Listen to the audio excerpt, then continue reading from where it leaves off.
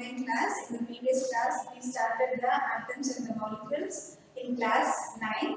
In this class 10, we are going to continue the lesson atoms and molecules about Dattons atomic theory. So all about the ancient classifiers till the end of the 18th century, they have concluded what is the small minute particles, how it is made up of, and how it is made of elements and the compounds. Still that they have no about it. So John Dalton only, he has given the theory of about the atoms. What is meaning of the proper meaning of the atom, and what is characteristics, and what is the properties of the atoms, that we are going to discuss today. The next problem, take up the page number 32. Then page number 32, law of constant proportions, last paragraph.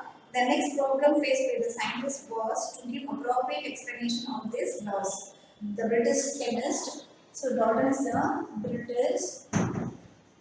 British chemist. John Dalton provided the basic theory about the nature of matter. So he has given the basic theory of the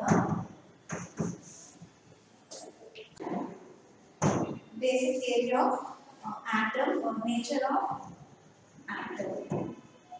Dalton picked up the idea of divisibility of matter, which was still then just a philosophy. He took the name of atoms as given by the Greek and said that the smallest particles of the matter are atoms. So what they before the Greek philosophy, they have told the name of the small particles, that is atom. He accepted the word atom. Small particles are called small particles.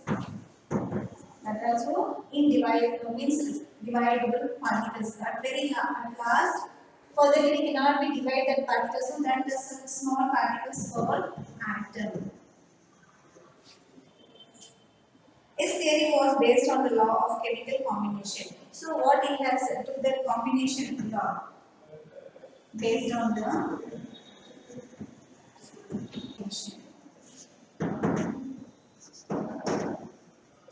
Based on the chemical combination, Dalton atomic theory provided an explanation for the law of conservation of mass and law of definite proportion. So what the Lavoisier has given the derivation about the law of chemical combination and the conservation of the law, both he accepted depending to that. Based on the two laws, he has given the theory and the definition about the atoms. So before entering to the theory of the John Dalton's, we have to come to know who is this. John Dalton was born in a poor weaver family in 1766 in England. He began his career as a teacher at the age of 12. 7 years later, he became a school principal. So, it's a very small age when he has completed. He started his career as a teacher, and at 12 years when he became a school principal. In 1793, Dalton left for Manchester to teach mathematics. So he left the job in 1793 to teach in mathematics, physics and the chemistry in a college. And after that he went to the college and to start the teaching with the physics, chemistry and the maths. He spent most of the life there teaching and the researching. So you know that very well, the maths, physics is a related topic, and along with the chemistry he has researching there. In 1808, he presented his atomic theory, which was the turning point in the study of matter. So, in the year of 1808, theory. So, what he said about atomic theory? That means study of matter. Atomic theory means how he presented atomic theory. That means what is mean by atomic theory means what is mean by the matter. To study more about the matters. According to John Dalton's atomic theory, all matter, whether an element, a compound, or a mixture, is composed of the small particles called atoms. So whatever in that may be the element, that may be the compound, and that may be the mixture. Whatever in that, it is made up of small, minute particles is called atom. The postulates of this theory may be stated as follows. So what he has given the important points about the matter he has given the important points about the atoms. The first is all matter is made of very tiny particles called atoms. So he has told all the matters, whatever the non-living things are there in our surroundings or whole world, whatever the non-living things are there, that is made up of very tiny particles called atom. Atoms are indivisible particles. So once after that, small particles cannot be furtherly divided. Such as small minute particles is called indivisible particles, which cannot be created or destroyed in a chemical reaction. So that type of indivisible particles we cannot be created also and we cannot be destroyed also in the chemical reactions. Next, it told atom of a given element or identical in mass and chemical properties. So what atom we got it that have the identical in the mass. That means we know very well about the mass of, for example, hydrogen means we have some of the mass, some of the weight for that. Like our body have the all the parts together only we can we can weigh for our full weight. We can say like a 50 kg, 40 kg like that, no? So each one of the matters, for example, this small chalk piece also have the mass. So we can be able to find out the mass of the atom. And here he told it's the chemical properties also. Like physical properties means what we will tell the chocolate is there. What's how it's looking like color, white in color, and what is the shape of it. So what is the state of this chocolate? So that is known is called what physical properties like that. All the matters, all the atoms are the chemical properties. That is the third point he has given. And fourth point, atoms of different elements have different masses and chemical properties. So each one of the element has not the same masses. For example, this chocolate is a different one masses. This book is not the same mass for that. Both is not an equal weight. No, definitely this one is a different weight. Compared to the book, it's a less weight. So that is each one of the element or each one of the compound have the different masses and different chemical properties. Atoms, next point, atoms combine in the ratio of small whole numbers to form compounds. So before I have told some of the proportions only we can able to make the compounds like that. Each one every atoms combined in the some proper ratio, some of the constant ratio, and it can able to small compounds. The next point, the relative number and kinds of atoms are constant in a given compound. Whatever the proportions they have given, that is the relative masses. We can be approximately we can be calculate in the such proportions that particular compound can be able to produce. That is the 6 point he has explained. So we will study in the next chapter that all atoms are made up of the still smaller particle. So all the atoms, all the matters also is the basic unit. It is made up of the small minute particles called atoms. In the next chapter, we are going to discuss more about the atom. So, what's the important points John Dalton has explained is all the matter is made up of very tiny particles are called atoms, and it's the indivisible particles, and it's have each one of the element and the compounds have the different masses and different chemical properties, and the each elements different combined ratio formation only you can be able to produce. So these important points he has given through his atomic theory of the atom. Next we are going to discuss about the what is an atom, the meaning of the atom. Now John Dalton he has given the definition of the atom, what is meaning with the atom. So depending on that, what is the shortest meaning of the atom means the atom is tiny particles. It's a very small, more than in that, nothing in that. That is the very tiny small particles and indivisible particle. That is tiny and last what we got is tiny particles. That is the indivisible particles, and this is the basic unit of the matter. That means matter means you know the things, whatever the non-living things, that is called matter. So that it is how it is made up of, that is the basic unit because of the atom.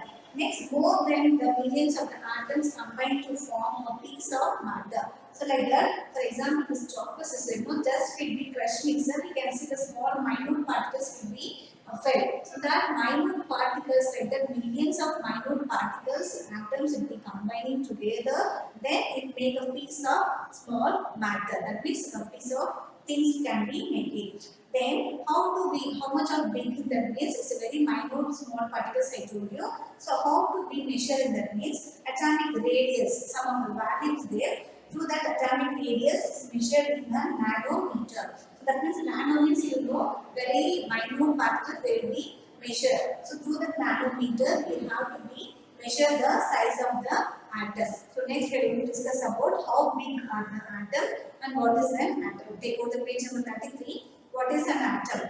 Have you ever observed a massive building walls? From these walls are room and then a collection of rooms to form a building. So for example, one building if we take means each one of the rooms will be combined, then it will be become one big building like that. What is the building block of the huge building? What is the building block of this huge building? What are the building block on an ant hill? It is a small grain of the sand. So such a height of the mountain, such a forest or such a big buildings and all. It's a basic thing is what? There is a small block of the bricks and the forest means is a small grain of a sand. Similarly, the building blocks of all matter are or atoms. So that small bricks also is made up of atoms. So not only for the building, the forest, when the other things, duster, chalk, piece, book, table, chair, whatever the non-living are there, all this whole world is made up of matter. How big are atoms? Atoms are very small. They are smaller than anything that we can imagine or compare with. So it's a very small, minute I told you. That is a imaginable, unimaginable, out of our imagine that is compared to the others. More than millions of atoms when stay stack would make a layer vary as thick as this sheet of paper. So, like for example, this is a book paper. This is how it is made up of. Means more than 1 million of the more than in that atoms will be combined. Then it is formed the one piece of paper. So, like that, imagine that is how much of a it's not under our imagination for the matters. That means atoms. Atomic radius is measured in the nanometers. That means one atom means 1 by 10 to the power of, this is 1 by 10 to the power of 9. This is the nanometers, 9 meter.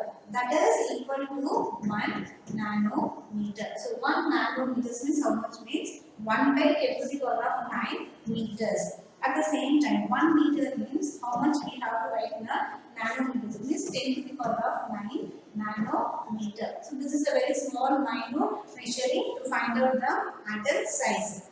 Next is the relative sizes. For example, we have given some of the element size they have given.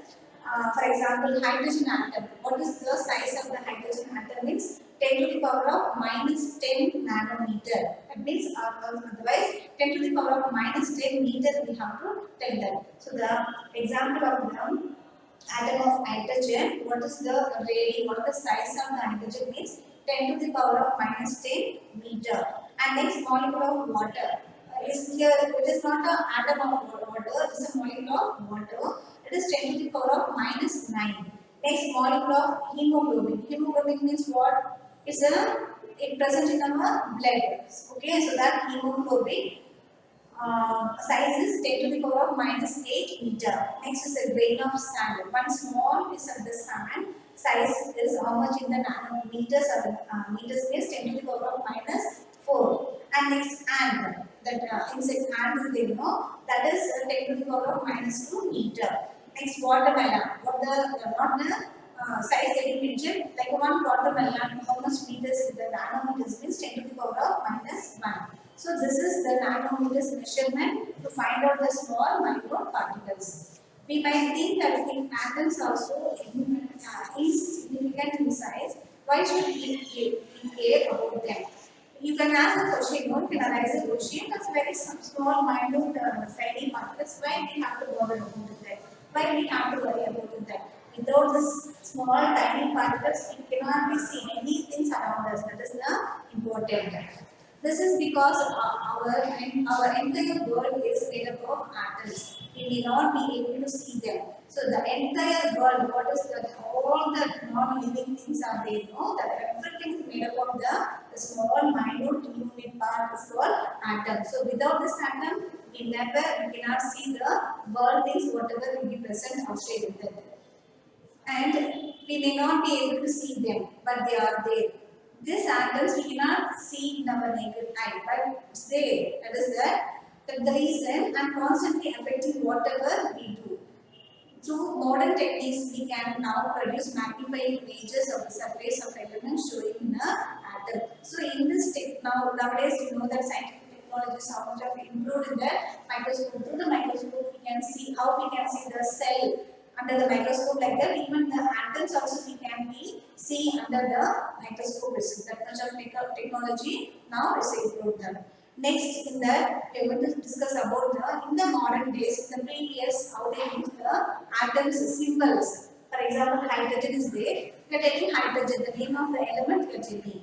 The name of the element they are telling them how to show them what is the structure of them. So they have given some of the shape of the hydrogen. So like a human body is there, you know the structure of the human body. Like one plant is there, you know the structure of the human shape of the plant. Like that, each one of the element have the shape in the ancient time. So that time it's very difficult to follow in this technology periods. We cannot be follow that difficult shapes and all. For example, hydrogen and thinking. Instead of writing hydrogen in the name of the element, I just write the symbol of the H. So it's very easy to write, time convenient, you can understand easily. This is the symbol of the hydrogen instead of writing the name of the element. So how they are following in the ancient times and in the middle time, and now how they are using for the symbols of all the elements and the molecules that we are going to discuss about in the next class. Both the class 9 and the 10, I am going to give the assignment now. Copy that, note that, and do the assignment and submit for the next class.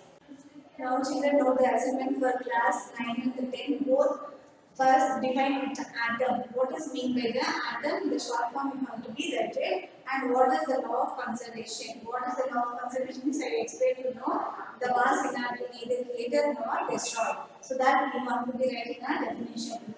What is law of conservation? Next, explain Dattons atomic theory. Refer to the textbook. Is there in that. Just point out what is the